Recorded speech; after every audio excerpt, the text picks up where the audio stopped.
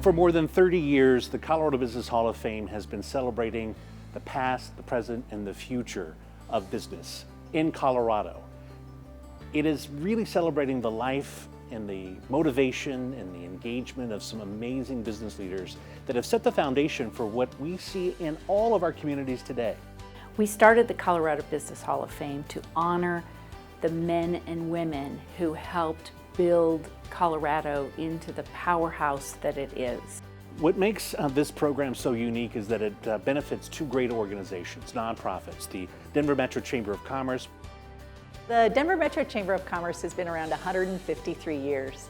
We're Colorado's longest operating organization in the state. We were here before it was a state. And so what's so wonderful about that is we have generations of business leaders who've been working with us. And our current members are 3,000 business members with 400,000 employees. And then Junior Achievement Rocky Mountain, which supports tens of thousands of young people every year throughout the Front Range.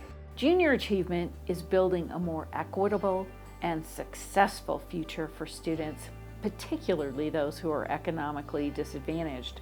Through our huge network of volunteer role models, JA delivers practical lessons and mentoring that inspire an enterprising spirit and help students gain valuable career skills and financial literacy. I cannot imagine two better organizations to partner in highlighting leadership. We're trying to show our children and our future leaders what we value and what we want them to aspire to be like. Everywhere you look, they've left their footprint. You know what I love is the laureates really share their stories. Every one of us sees a story in there we can relate to, and particularly for our youth. And it can inspire them and touch them and give them a sense of hope and possibility. Some of our laureates, like Barney Ford, who risked his life escaping slavery, became one of the most successful business leaders of his time. Barney Ford is considered a true hero in Breckenridge's history. He's also one of the founders of our state. This is a man born a slave and ultimately becomes a very successful entrepreneur in the American West. Known as the Black Baron of Colorado, Barney Lancelot Ford was born in Stafford Courthouse, Virginia in 1822. His mother was an African-American enslaved woman. His father was the landholder, slaveholder. Barney Ford eventually escaped from St. Louis and made his way via the Underground Railroad to Chicago. And that's where he met his wife, Julia. Barney followed the gold rush to Colorado. He was here in Breckenridge in 1860. He started getting gold out of the ground, and he was chased off. Men of color did not have real property rights here this was Utah territory in 1859 and 60. As legend has it, Barney buried his gold on a Breckenridge mountainside, now called Barney Ford Hill. Barney went to Denver and opened a barbershop, restaurant, and even several hotels. The barbershop was in the basement, restaurant saloon first floor, boarding house second floor, family's apartments third floor. And you know how he got people there? He offered free carriage rides from Union Station to his establishment. Today, this building is listed on the National Register of Historic Places. He went on to build the Interocean Hotel in Denver.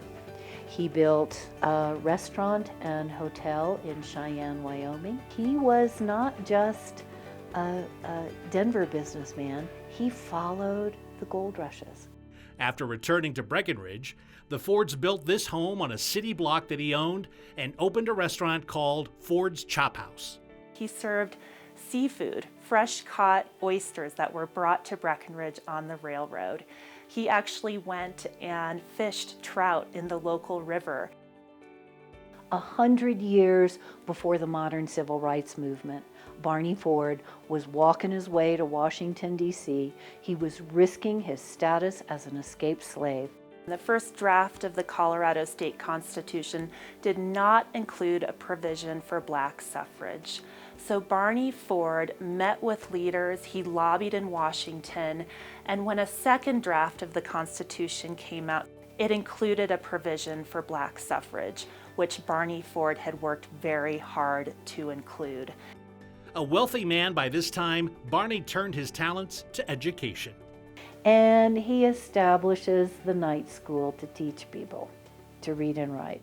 He suffered through so many challenges in his life, through fires at his businesses, through bankruptcies, and he was able to personally get back up on his feet every time and try again, while also helping those around him. Barney Ford's tireless efforts are commemorated with a stained glass portrait in the Colorado State Capitol. So in 1867, the Chamber of Commerce, it was called the Board of Trade then, was established. And at that same period of time, what you also saw were people coming to Colorado to start a new life, whether it was Barney Ford or Adolph Coors.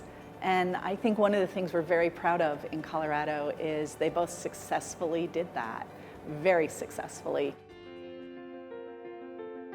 Adolph came to Colorado. He immigrated through Baltimore Harbor. Coming through Golden, he found a wonderful source of water here.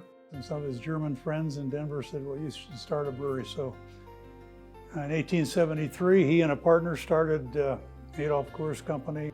In 1874, the company was making 800 gallons of beer a day, and by 1890, Adolph was a millionaire, a U.S. citizen, and an award-winning brewer. Then came Prohibition.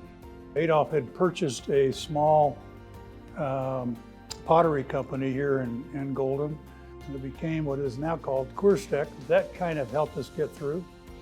We also used our malting facilities to make malted milk. And at one time, we were the largest supplier of malted milk to the Mars Candy Company. First Amendment, which repealed Prohibition, opened up the doors in 1934. William Bill Coors joined the family business as a chemical engineer in 1939 and was elected to the board of directors in 1973.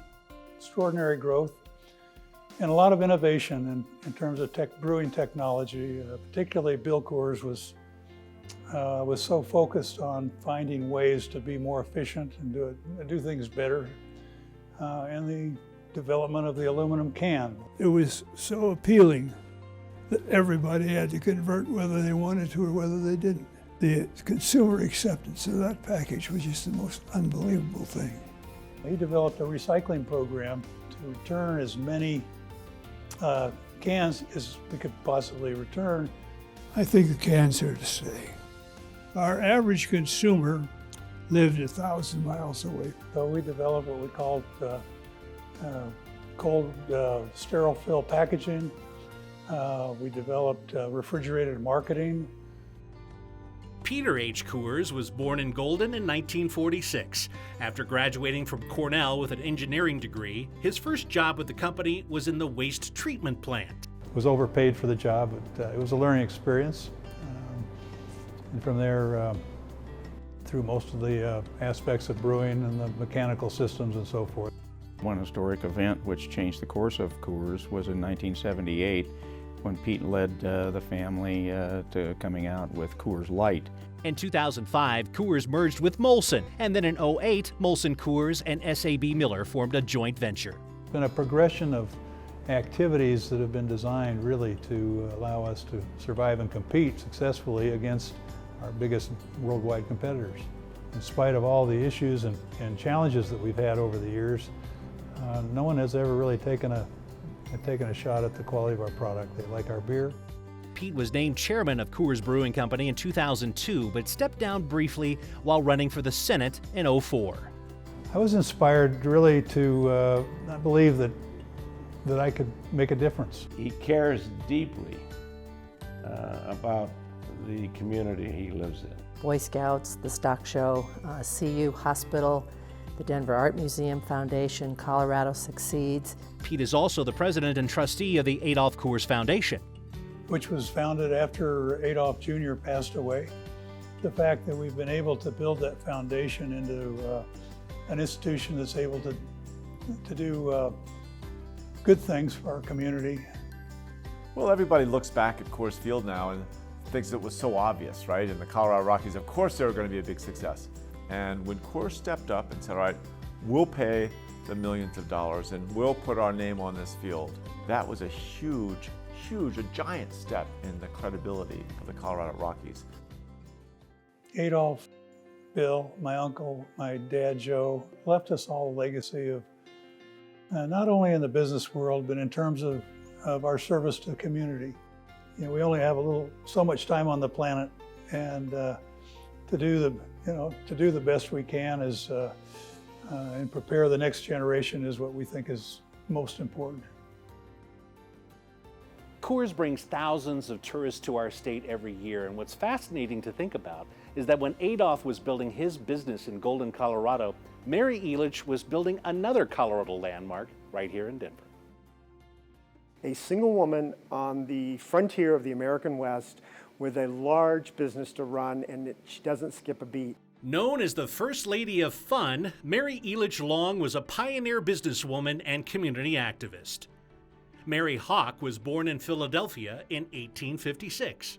Her family moves to California, and at age 16, she falls in love, and marries John Elich. They end up coming to Colorado to build a new life, and she and her husband ultimately end up starting Elich's, and he is quite a bit older than her and passes away. As a result, Mary Elich became the first female zookeeper, the first woman to run a botanical gardens, and one of the first women to own a theater in the United States. Elich's was the first true zoo in the West to have tigers and lions and elephants and all these exotic animals. Elich's had an area where the bears were kept, and every day Mary Elich would go in and hand feed these bears. So clearly this was a very brave woman. Mary was short on cash and sold the majority of the garden's stock to a group of Denver capitalists. She remained with the company and regained total control over the gardens in 1894. So what we see is her as a leader with tenacity, business acumen, able to deal with the struggle of business. In 1899, Mary married Thomas Long. While they're in Europe, they see amusement parks that have fun amusement rides, roller coasters, merry-go-rounds, those kinds of things. And Mary brings that idea back to Denver.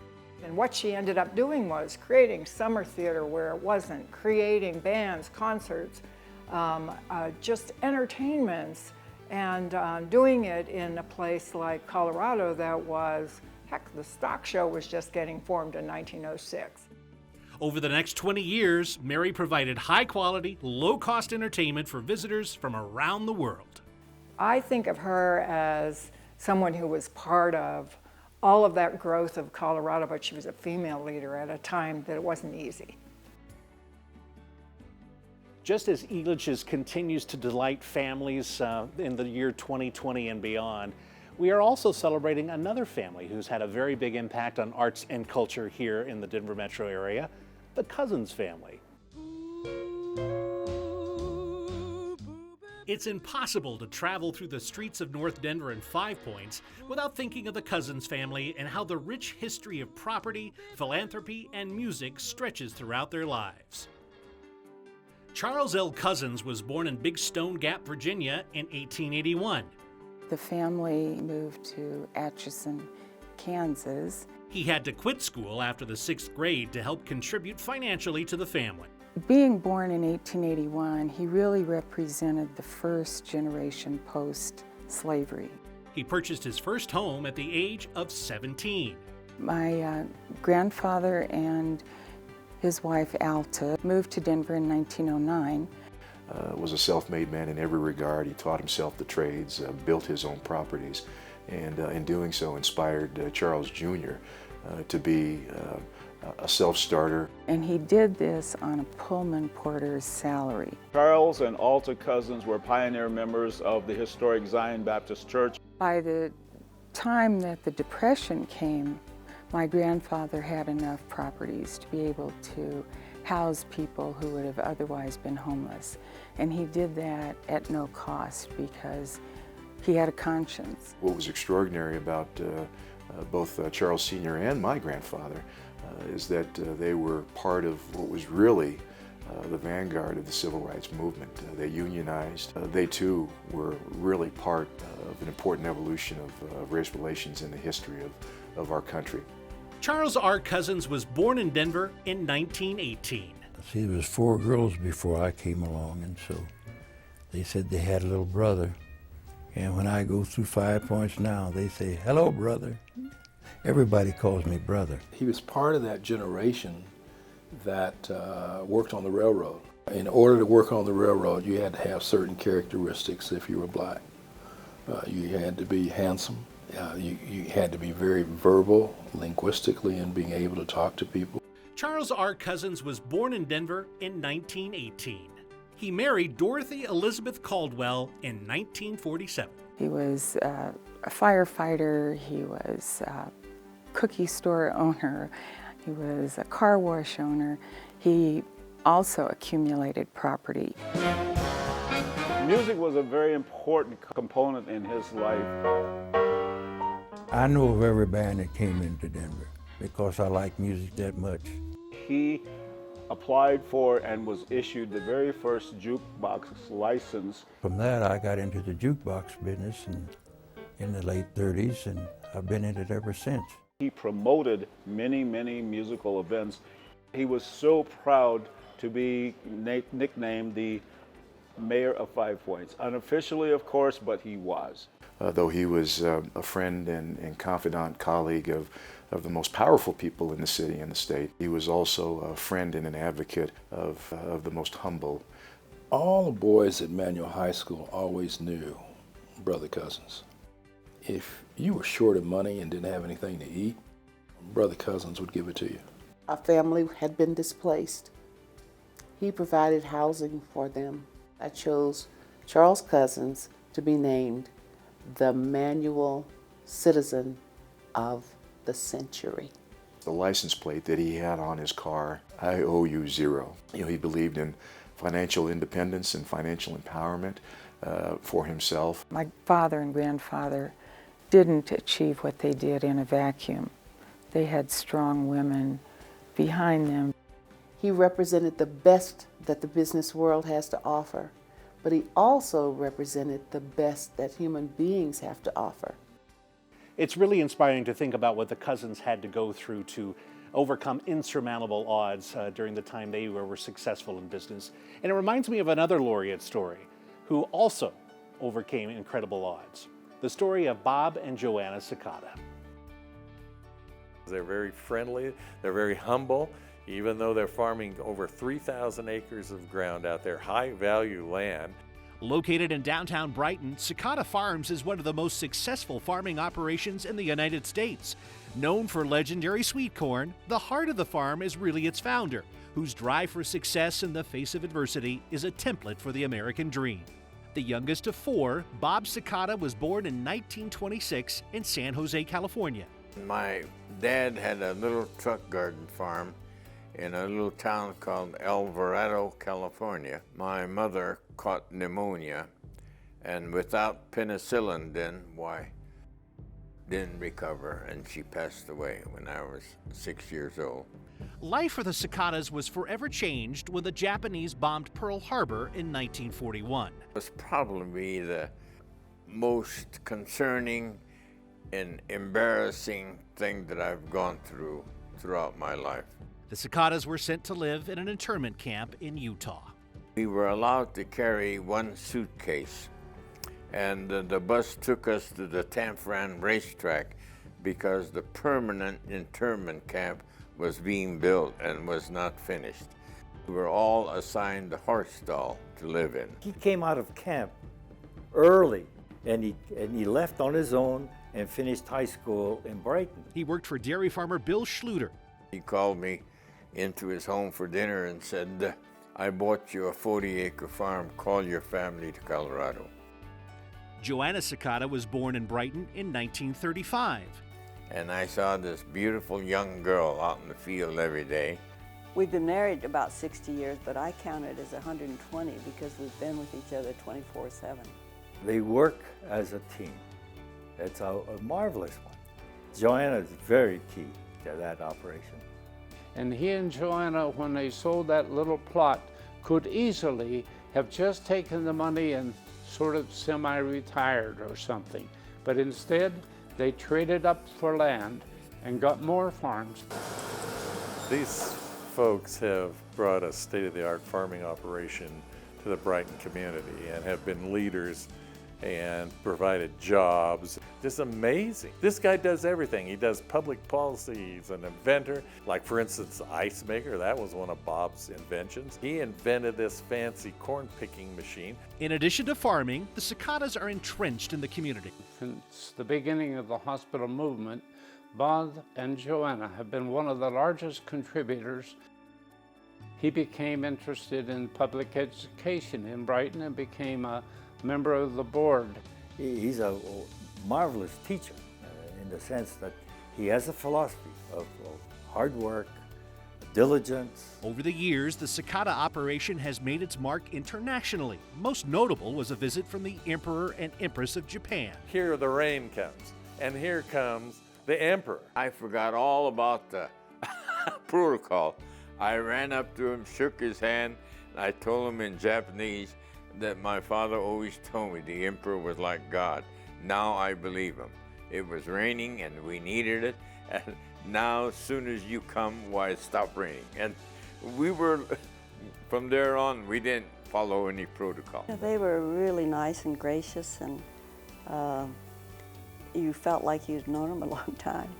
I can't say enough about this guy, and furthermore, he puts a smile on my face. He stood up in more than one banquet that I've presided over and said, "Hey, why don't you change the menu here? I don't see enough onions or broccoli or something like that." He has a good sense of humor. Oh, I eat an onion a day. In spite of that, I still had 3 children. An American dream right here in our presence, in our time. I think what really moved me was, as Japanese Americans, they suffered greatly at the hands of our country. And yet what they expressed to 1,000 people in that room that night was their incredible love for this nation, the principles upon which we were founded, and their belief in those. And I think it moved me because I realized forgiveness is a big part of success too. You know, I love the Cicada story. I know the Cicada family very well, and Bob Cicada is definitely a true patriot, even after all the challenges and some of the struggles that he had here in the United States. And that's really a common trait that we see in all of our laureates. Bill Daniels, in fact, was a patriot and a war hero. Bill Daniels lived the beliefs in ethics and honesty and caring. Robert William Daniels Jr., known as Bill Daniels, was born in Greeley, Colorado in 1920. The family moved to New Mexico, and Bill attended the New Mexico Military Institute. He was awarded the Bronze Star for heroism as a combat naval pilot in World War II. Bill had been involved in the insurance business. At an occasion, he got to watching television. When I first looked at it, I thought, what an invention that is. Picture and sound into a home at the same time. I couldn't get over that. And realized that there was a potential industry. I got up to Wyoming, I thought there's gotta be a way that you can get television to small towns. I don't know what that way is, but there's gotta be a way. So I went to work on the project and got it done. Bill founded Daniels & Associates, and the firm operated and brokered deals for hundreds of cable systems around the country. But where he really made the big difference was in financing. Building cable systems was not cheap. And in that way, he really was the father of the business in a very meaningful way. People had confidence in Bill, and all you had to do was be around him for a few minutes. People were attracted to him and wanted to work with him. And he responded by being the soul of integrity. And that built a great business in Daniels & Associates. Bill's vision attracted technology and communication companies to Denver. An avid sports fan, Bill saw the importance of regional sports production and programming. That to this very day, when I watch a sporting event taking place from the Forum in Los Angeles in my living room, in Denver, Colorado, I have a hard time believing what I'm seeing. And he also advocated for education and financial responsibility at a very young age. The Young American Bank serves kids from 21 down to 0. Bill was one of the most generous human beings I think America's ever seen. The reason I made the recent grant I have at the University of Denver Business School was to have a boot camp with heavy emphasis on ethics, integrity. The Daniels College of Business taught ethics and etiquette for the first time, I think, of any business school in the country. I was president of the University of Northern Colorado for a while, and one day I opened a letter from Bill. It included a $4 million check. We hadn't contacted him, we hadn't asked for it. Bill gave the bulk of his estate to the Daniels Fund, a foundation to help other people. It has filled the tuition gap of over 4,000 really needy and deserving students. I think his biggest impact will not come from the millions and literally the billions of dollars he'll give away. I think the real impact will come in the way he's inspired everyone who knew about Bill in how they should live their lives. When you put your life in perspective, you realize how little time there is to make it something truly significant.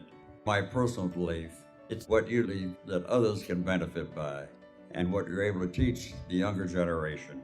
I believe if you live your life that way, you leave this world with a clear conscience, and you might even have a smile on your face.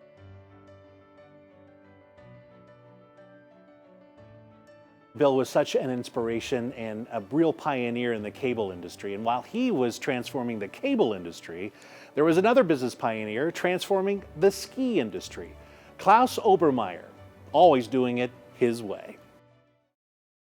The company is because of the man, it's because of Klaus, and he's an enlightened fellow. When you're around him, he just makes you happy, and when you hear his yodel, which is famous in the ski industry, it just sets your day. Klaus F. Obermeyer was born in the small Bavarian alpine village of Oberstaufen, Germany in 1919. I was lucky enough to have had a fairy tale-like childhood.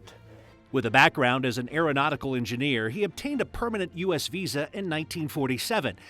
Klaus Obermeyer landed in New York with a $10 bill, 2 pair of lederhosen, a pair of skis and boots.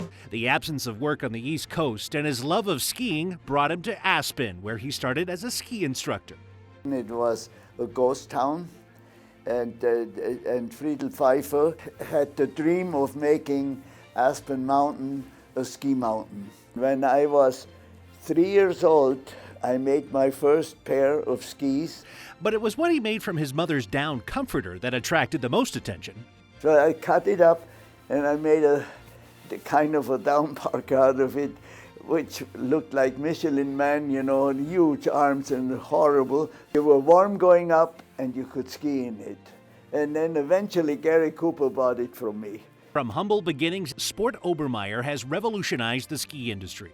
With one groundbreaking invention after another, Klaus's ingenuity can only be topped by his incredible zest for life. Step by little step, tried to make skiing a little more comfortable for people. From the first down parka, if you will, or pullover, all the way through to the waterproof, breathable fabrics that have come into play within the industry, the I Grow cuff, which is so important in the kids line. And we made unbreakable mirror glasses that reflected like 99% of the ultraviolet rays. We were the first company that had the ski stopper, the ski brake. Sport Obermeyer also had the first fashion ski ad placed in Ski Magazine. What's more important, fashion or function? And of course, they're one and the same. And our dealers and our consumers, they are all our friends. When I see somebody with an Obermeyer jacket, I think I know him. Because then I talk to him going up the lift, how do you like your jacket?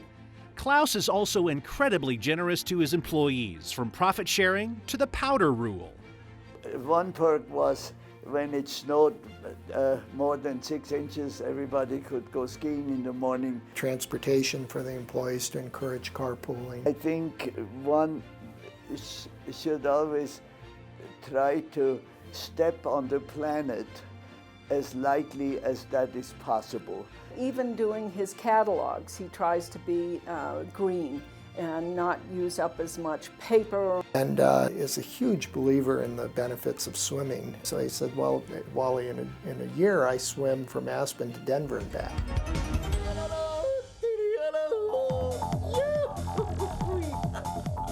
He is an inspiration because he's in a business that he absolutely loves and believes in and wants everyone to enjoy the mountains the way he does. It's interesting in life and in business how strong an aim is, because you're gonna end up where you aim to, you know? He's a tough act to follow, how's that? Klaus's energy is contagious. And that's really a common theme from all of our laureates. A commitment to their teams, their staff, their employees, and most importantly, their community. First and foremost, I see Judy Wagner as an excellent businesswoman. And her investment management firm was stellar. And so from that base, she reached out and stood for women. Her unselfish, generous, philanthropic approach to what she does is just amazing. And she has a true humility of spirit, and it's beautiful to behold. Judy is one of the most kind, generous, loving friends that I have ever had. Judith Buck Wagner was born in Altoona, Pennsylvania in 1943. When the war was over, I ended up back in California, a little town at the time called Fresno. My dad was an orchardist. She followed in her mother's footsteps and attended the University of Washington. After earning her history degree, she planned on teaching. There was nothing in Seattle and nothing in Denver teaching history, but I could get a job in the physical education department because I'd minored in PE. Really get to know the kids in this high poverty school. And so that really gave me a good lesson about what was going on in the world. And from that job, I got recruited into the investment management business. Judy's finance career took off, and after working in Los Angeles and St. Louis, she landed at Betcher & Company in Denver as a security analyst and portfolio manager in 1972. She was also the first woman to start her own wealth management company. And she was very, very successful in that. She started out by herself, she ended up having 15 employees. I just wanted to be independent and do the kind of research and investment analysis that I like to do, which was very in-depth. And there was a number of flexible work schedules at our office for some of the employees so that they could spend more time with their children, and I benefited from that. Judy married Joe Wagner in 1980. They also brought together an incredible family. They're a blended family. In 2008, Judy sold Wagner Investment Management to Colorado Business Bank and became vice chair of CoBiz Wealth until she retired in 2012. Judy was also instrumental in forming the Women's Bank and served as chair from 1977 until 1994. Sometimes you couldn't open a checking account because you had to have your husband or your father or your brother co-sign. I mean, how humiliating is that? So in 1975, just after that Equal Credit Opportunity Act was passed, we were putting this bank group together to really be able to improve women's ability to finance their own projects. She was the chair of the Big Sisters Board. She had a little sister for many, many years. The ripples of all these other initiatives of what she's done, the Women's Foundation, and how many people are involved and how many lives that have touched. I was trying to help people that were underserved. That's just been kind of my motto. With the goal of helping change the future of women's health, Judy was on the founding board for the Center for Women's Health Research. She got the concept and she understood how important it was. Medical research about women's diseases, including breast cancer and heart disease, is being done on men. Judy Wagner made this happen. If it had not been for her, I don't believe the center would be here today. And it's not everybody who gets to see their dreams come true. She's the reason I got into politics. People say, well, women have to be asked. She didn't ask me to run, she told me to run, so I did. She is a person who can smooth ruffled feelings. She's just a natural at bridging differences. That sense of how she can wrap herself around her friendships, wrap herself around communities, and give her whole self. It's so inspiring to me, really, just to find the kinds of things you can do if you're anxious to help change some of the inequities that exist in our community. It's amazing to see Judy's dedication to changing the landscape on the business front here for women in Denver and throughout the state of Colorado. And there's another individual who's had a huge impact on his own community, Leonard Birch. And in my heart, I feel that he was chosen. He was a chosen man from the Creator. Born in southwestern Colorado on Christmas Eve, 1933, Leonard C. Birch was given the Indian name Shining Star. What a prophetic name to give to that young man. Chosen by his people in 1966 as the youngest tribal chairman in history, Leonard transformed the Southern Ute tribe into one of the wealthiest. He's the person that not only had a vision, but also was able to keep the people, his people, together and keep the leaders all moving in the same direction.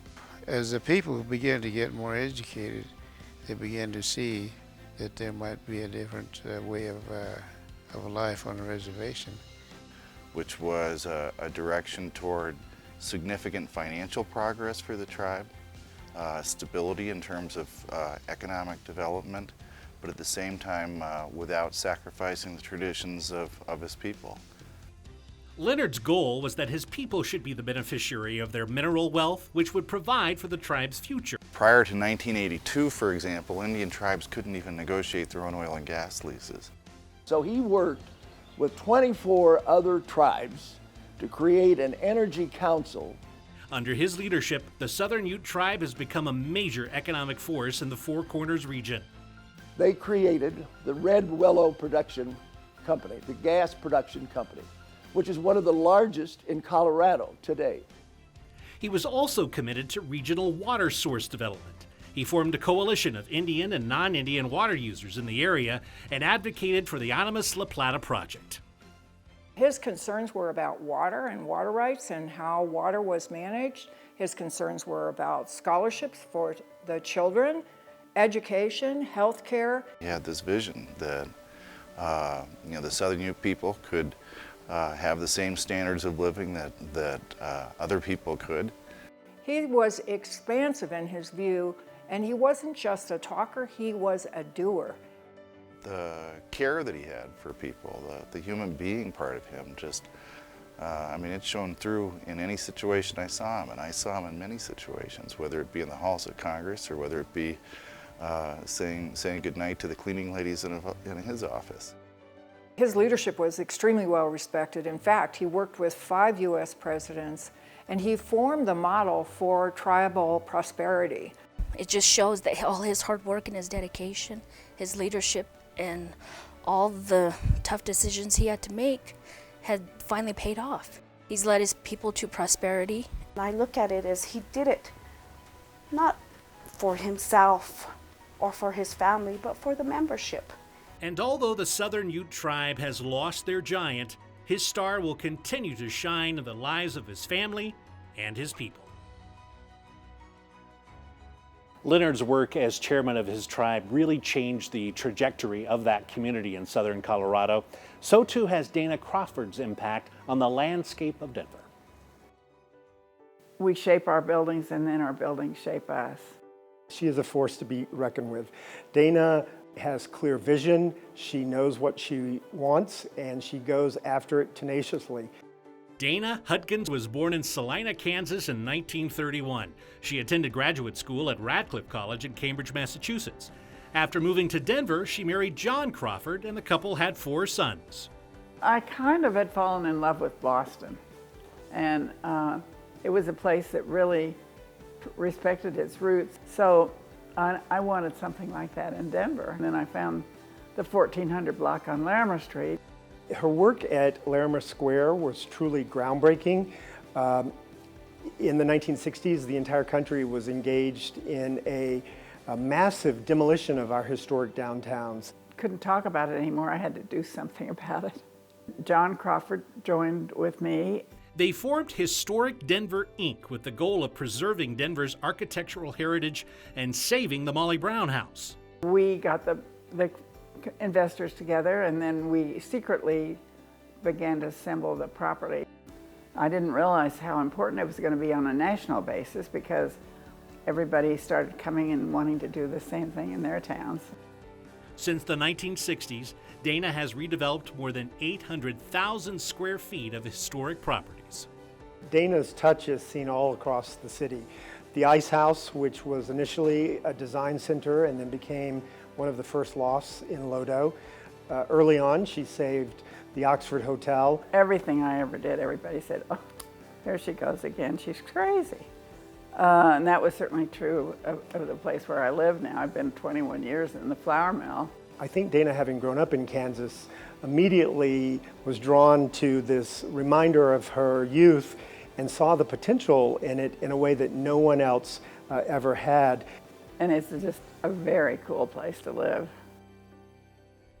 Dana has always seen the potential in Union Station as a cultural gathering place. In 2012, Dana and her partners, the Union Station Alliance, transformed that station into the centerpiece of a new transit and mixed-use development, including the Crawford Hotel. I called it the city's living room, but it just became so popular. It's so much fun to just sit there in the lobby and watch people walk in. They're just amazed, and then they walk through and walk out onto the plaza in front of the Union Station and look at downtown and see how vital it all is, and they just say, wow, this is a place where people care about their town. Well, I think that architecture is one of the great art forms of our time, and it tells a story. Dana's vision is to build destinations. She recognized that these historic buildings had this intrinsic value, this thing about them that we just as humans loved and related to. Like in the case of the Argo up in Idaho Springs, you know, now a group of us are bringing it to life, and it's so rewarding. In addition to saving the soul of Denver, Dana is a dedicated philanthropist. She has been instrumental in the growth of History Colorado, the State Historical Society, Historic Denver, Colorado Preservation, Inc., even in Trinidad, Colorado, where she worked to help develop artists' live-work studios in that city. I've been really in love with the Platte River, which is such an important part of our community here. She also is just a huge lover of life. She enjoys getting together with people, just laughing, telling jokes, an occasional cocktail. Well, I like to have fun. And it's really hard to have fun if you don't have friends. And I have so many wonderful friends, and we do have fun. Dana famously sees potential in buildings that other people have just written off. And a lot of our laureates see the same kind of potential in their projects as well. Jake Jabs is a great example of that. He saw some incredible potential in a business that had failed, and no one thought it had a chance to go. He did, and he's made it something incredible. Hi, I'm Jake Jabs. Hi, I'm Jake Jabs. There'll only be one Jake Jabs. He's just really a maverick in the industry. Is my mic on? Through his folksy television commercials with exotic furry friends, Jake Jabs has put himself and his business into the living rooms of just about every home in the region. One of 9 children, Jacob Jabs grew up in rural Montana. He went to Montana State University and received a degree in vocational agriculture in 1952. He worked his way through college playing music. My brother and I had a band, and I ended up teaching guitar in a music store in Bozeman. I also took ROTC. The Korean War was on. Got a commission in the Air Force. I won the Air Force as a second lieutenant. After serving, Jake returned to Montana and bought a half interest in a music store in Bozeman. finally decided that there wasn't a lot of opportunities in music and started selling furniture. In 1974, Denver was hit with a recession, and Jake saw yet another opportunity. So I bought the Old American Furniture Company. I bought their assets. It was on their books for $1.5 million, and I paid him $80,000 cash. Jake renamed the business American Furniture Warehouse. Jake has built quite an empire. This is a dynasty. It's an incredible operation, one that both manufacturers and retailers from all over the world would come to visit and shop and see. Try to do it right the first time. If you do it right the first time, then people recommend you. This philosophy, paired with an undeniably unique advertising strategy, made American Furniture Warehouse the talk of the town and turned Jake into a local celebrity. Everybody knows Jake. It's Jake or John Elway are the two most famous people in Colorado. So it's become a symbol with us. I don't own the animals. You don't want to own them. With the enormous success of the business, Jake is able to help hundreds of charities. And like everything else Jake does, he goes big. There is no one I know that gives back more than Jake Jabs. We went to the Easter Seals camp. We come through the door of Jake's place, and the whole room is packed with kids and the campers, and they're chanting, "Jake, Jake, Jake." It gave me chills. Usually what happens is kids are dancing and singing on the stage with him by the time he's done. And then he's done things like make newspaper space available. When he does his ad, he might tag it with, "This is Easter Seals Week, please come in and purchase furniture," and he gives us a percentage of the sales. You know, we had all the fires up in Boulder. He made sure he went out of the way to help the community, help those people. Jake has also been incredibly generous to his alma mater, Montana State University, which established the Jake Jabs Center for Entrepreneurship. Very recently, Jake gave the college a record-breaking $25 million, which will be used to build a new business school. So I'm trying to help them get that entrepreneurship spirit going. What he means to the state of Colorado is tremendous income to the state, because if there was no American Furniture Warehouse, there would not be another company like American Furniture Warehouse here. Well, a metaphor of Jake when we were out playing golf once, and he hit his drive out of bounds. He hit it way out on the beach, and there was a cliff, and he made sure he went down. He made sure he got his golf ball, but when he came up, he had a whole handful of golf balls. So that's Jake Jabs. There'll never be another Jake Jabs. So having him in your life is pretty magical.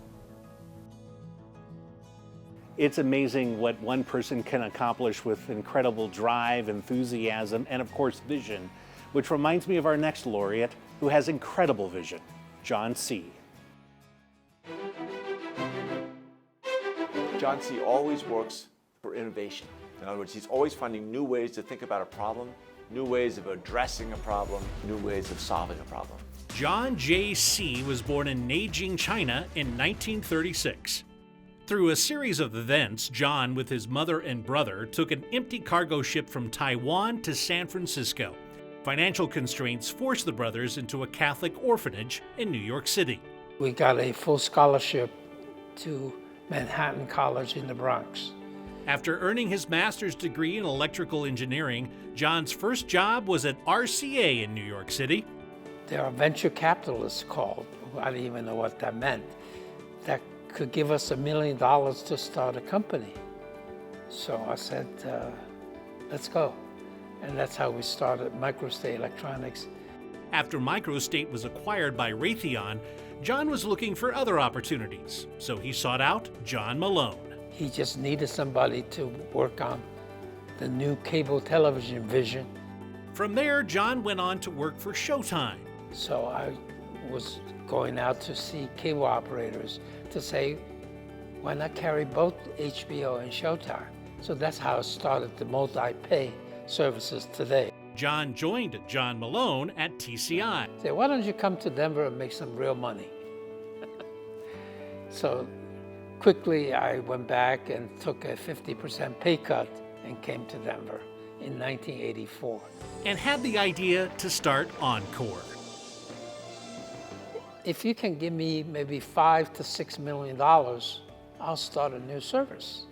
John and Bob both said, if anybody can do this, this is a great idea. John C. can do it. Both of them always said, If we had 10 John C's, we wouldn't have any problems in the world. And then 1994, we started a first-run movie service, Stars, and the rest is history. John had amazing relationships with the movie studios to secure product, and then thought about creative ways to repackage that product. He was kind of a futurist. We thought he was a little odd. And we would go down the basement and there would be thought boards like, you know, people will buy groceries through their televisions. And we're like, yeah, right. And, you know, of course they do. But perhaps his biggest contribution is turning America and the rest of the world onto HD TV.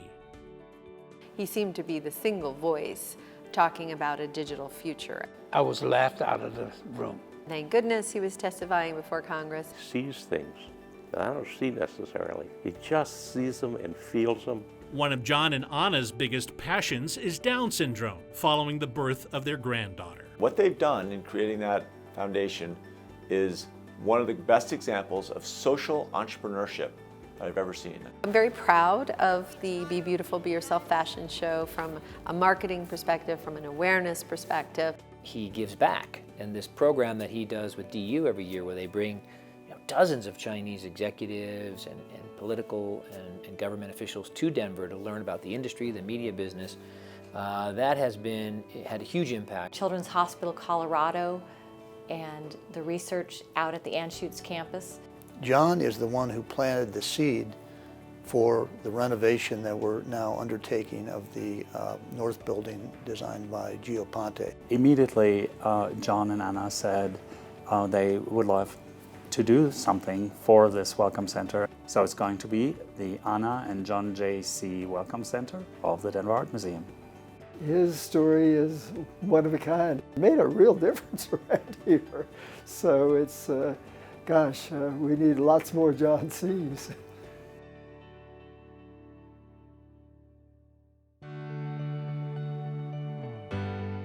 When you think of the Colorado Business Hall of Fame, you really are thinking about individuals whose stories are the most inspirational that you can possibly understand. You really want to put them in a book and read about the men and the women who have really transformed Colorado, who have had the vision and who have had the grit and the determination and the perseverance to really make a difference.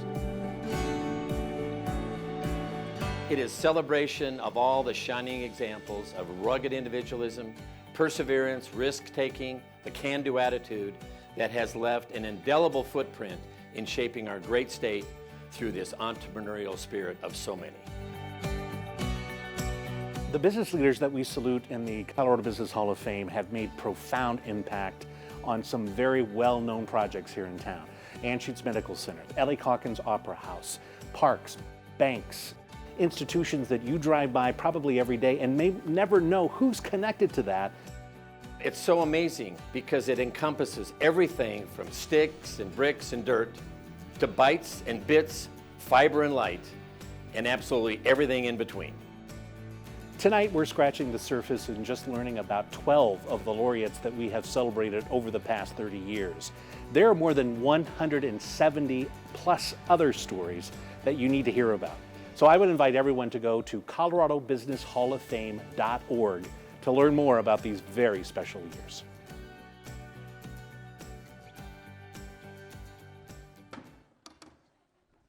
You know, the world is tough. And surprise, surprise, it doesn't owe us anything. And an even bigger surprise, it won't hand us anything either. Not a career, not a paycheck, no degree, no retirement fund. No way. You gotta want it. You gotta say to the world, I'm gonna be amazing. I'm gonna take you by the horns, and I will be a force of nature. You have to say to the world, move out of my way. I'm going places. I know what I'm doing, and this is my time. Now is our time. Agreed. And now, a toast to us, junior achievement, a toast to you, the guests, and best of all, a toast to all of the Colorado Business Hall of Fame laureates. Hear, hear!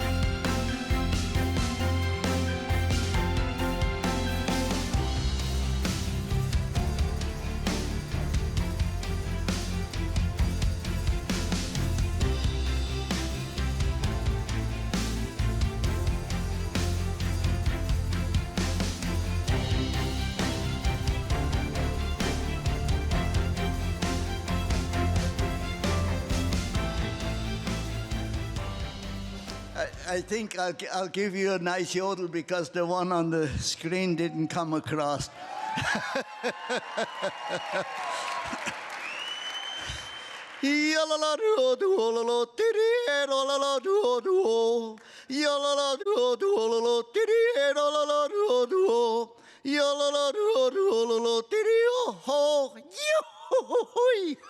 Thank you.